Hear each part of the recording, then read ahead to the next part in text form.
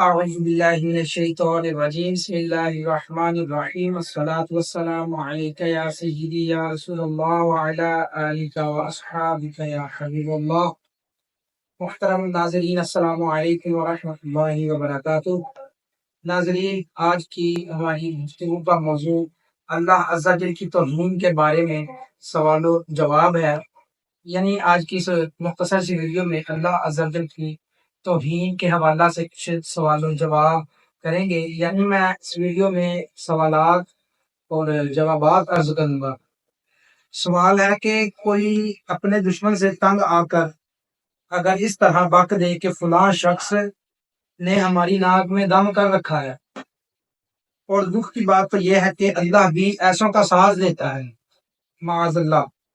اور اس کے بارے میں کیا حکم ہے؟ فرمایا کہ ایسا کہنا کفر ہے کہ اس جملے میں اللہ عز و جل کو ظالموں کا ساتھ دینے والا قرار دیا جا رہا ہے.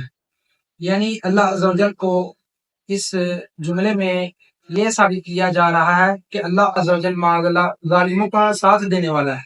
تو فرماتے ہیں کہ یہ جملہ، یہ کلمہ کفر ہے. اور دوسرا، خدا کی ناراضگی کو ہلکا جاننا. تو سوال لکھا ہے، تو یہ کہنا کیسا ہے کہ مجھے اللہ عز و جل کے ناراض ہونے کی پرواہ نہیں، معاذ اللہ، یا مجھے اللہ کا کوئی خوف نہیں. اس بارے میں علماء کرام لکھتے ہیں کہ اس جملے میں اللہ عز و جل کی ناراضگی کو ہلکا جاننا یہ واضح ہے، اور اس کے عذاب سے خوف ہونے کا پہلو ہی موجود ہے. تو لہذا مذکورہ جملہ کفریہ جملہ ہے. اس حوالہ سے صدر شریعہ بدر الطریقت حضرت علامہ مولانا مفتی محمد امجد علی اعظمی رحمۃ اللہ تعالی علیہ فرماتے ہیں کہ کسی سے کہا کہ گناہ نہ کر ورنہ خدا تجھے جہنم میں ڈال دے گا، اور اس نے کہا میں جہنم سے نہیں ڈرتا، معاذ اللہ. یا یہ کہا کہ خدا کے عذاب کچھ پرواہ نہیں. یا ایک نے دوسرے سے کہا کہ تو خدا سے نہیں ڈرتا، تو اس نے غصے میں کہا نہیں. یا کہا خدا کیا کر سکتا ہے، معاذ اللہ، اس کے سوا کیا کر سکتا ہے کہ دوزخ میں ڈال دے گا. کہ جس طرح ہمارے آپس میں گفتگو کے دوران اکثر اس طرح کے جملے ہم استعمال کرتے ہیں، تو فلاں کیا کر سکتا ہے، وہ زیادہ سے زیادہ یہ کر لے گا، یا زیادہ سے زیادہ فلاں کام کر لے گا، یا فلاں کام کر لے گا. تو اسی طرح کے جملے غصے میں آ کر کسی کو کہہ دینا. اگر کوئی بندہ کہے کہ آپ اللہ کے عذاب سے ڈر نہیں لگتا، تجھے اللہ کے عذاب سے ڈر نہیں لگتا، یا اللہ تجھے جہنم میں ڈال دے گا، تو وہ کہے گا وہ زیادہ سے زیادہ کیا کر لے گا، جہنم میں ڈال دے گا یا عذاب دے دے گا، معاذ اللہ. تو فرمایا کہ اس طرح کے تمام جملے کفریہ جملے ہیں. یعنی اللہ تبارک و تعالیٰ کے عذاب کے حوالہ سے عذاب کو ہلکا جاننا، یا اللہ تبارک و تعالیٰ کے ذات کو ہلکا جاننا کہ وہ کیا کر سکتا ہے، یا وہ اس کا عذاب میں برداشت کر لوں گا، یا یہ کہنا کہ وہ مجھے جہنم میں ڈال دے تو میں عذاب برداشت کر لوں گا، یا وہ مجھ پر کوئی بھی عذاب نازل کرے تو میں برداشت کر لوں گا. یعنی اس سے یہ ثابت ہو رہا ہے کہ جو اللہ عز و جل کی طاقت قدرت ہے، جو وہ عذاب دے گا، بندہ اس کا مقابلہ کرنے کی طاقت رکھتا ہے. اس سے یہ بات واضح ہو رہی ہے. تو یہ کھلم کھلا اللہ عز و جل کو چیلنج ہے. تو یہ بالکل کفریہ جملہ ہے. بہار شریعت حصہ 9 اور صفحہ 180 پر یہ بات مذکور ہے. اور دوسرا موضوع خوف خدا کے حوالے سے ہے. حضرت امام اعظم ابو حنیفہ رحمۃ اللہ تعالی علیہ، ان کے حوالہ سے ایک مختصر سا واقعہ بیان کیا گیا ہے.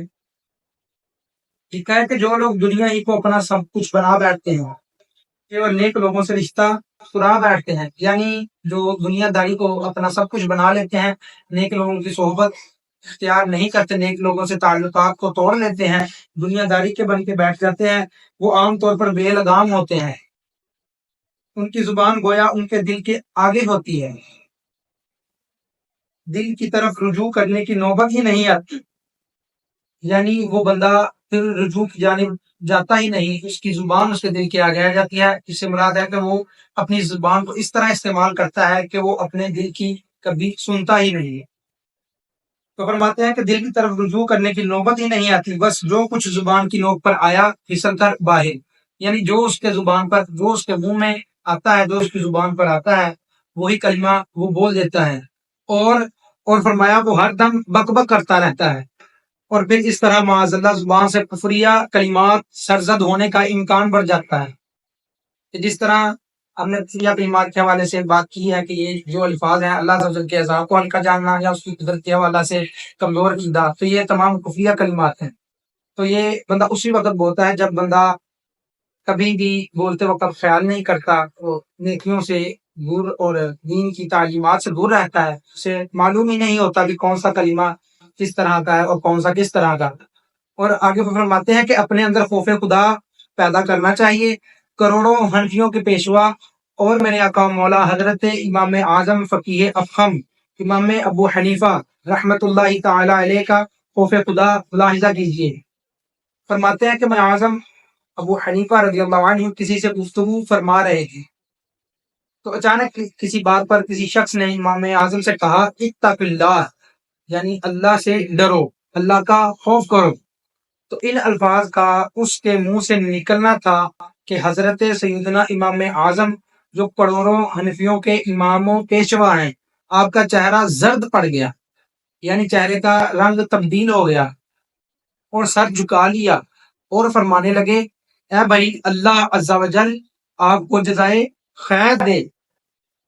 علم پر جس وقت کسی کو ناز ہونے لگے اس وقت وہ اس بات کا ضرورت مند ہوتا ہے کہ کوئی اس کو اللہ عز و جل کی یاد دلائے.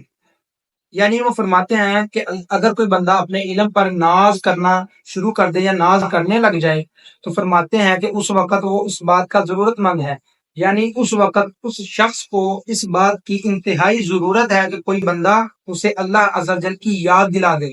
یعنی وہ بندہ یہ نہ سوچے کہ میں نے بڑا علم حاصل کر لیا ہے کہ نہ علم آتا ہے، بجائے اس کے کوئی ایسا شخص ہونا چاہیے جو اسے اللہ عز و جل کی یاد دلائے، جس سے اس بندے کے ذہن میں یہ بات ہے کہ مجھے علم عطا کرنے والی ذات وہ اللہ جل شانہ کی ہے.